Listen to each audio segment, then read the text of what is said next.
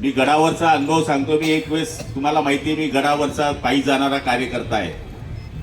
वडीला मी गडावर पायी जायचो, पण आता ह्या क्षेत्रात आल्यामुळं मी आमदार असतानाही पायी गेलो.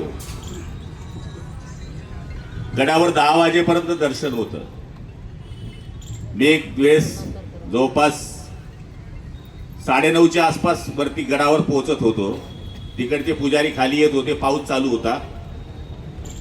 पुजारी मला पूर्ण ओळखतात, म्हणजे गडावरचं प्रत्येक दुकानदारही ओळखतो की हा पाळदीचा गुलाबराव आहे.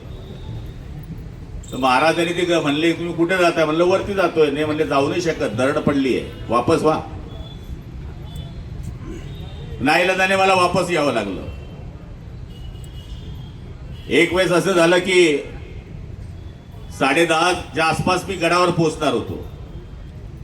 त्यावेळेस बाहेरून दर्शन घेता येतं, जर घर बंद असला तरी आसारी आहेत, त्याच्यातून ते दिसतं आपल्याला पूर्ण की आईचं दर्शन होतं. तर म्हणलं आपण बाहेरून दर्शन घेऊ. मी वरती जायला लागलो, वरती गेलो.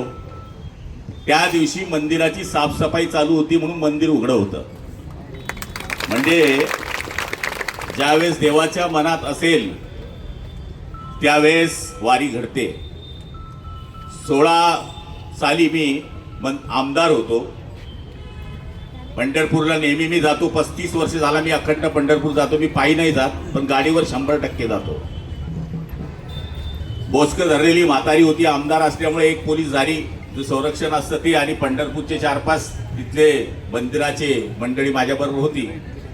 बोचकं धरलेली म्हातारी म्हणून मी, त्याला सरका मंत्री आले, सरका मंत्री आले. मला हसू आलं. म्हणलं मी तर आमदार आहे, म्हातारी मला मंत्री म्हणतीये. मी ज्यावेळेस आतमध्ये गेलो, दर्शन घेऊन बाहेर आलो, आणि रेस्ट हाऊसला माझा मुक्काम असतो. मला दिवाकर राव ते त्यावेळेस परिवहन मंत्री होते, त्यांचा फोन आला. म्हणले, गुलाबराव निघा, मंत्रिमंडळाचा विस्तार होतोय, तुमचा नंबर लागतोय. आणि मी 4थ्या दिवशी मंत्री झालो. पण ती म्हातारी मला नंतर दिसलीच नाही. म्हणजे हे बघा, तुमच्याकडे किती पैसा आहे, किती अडका आहे, किती गाड्या आहे, किती घोड्या आहे, याच्यापेक्षा तुमचं अधिष्ठान किती मजबूत आहे याच्यावर सगळं अवलंबून आहे.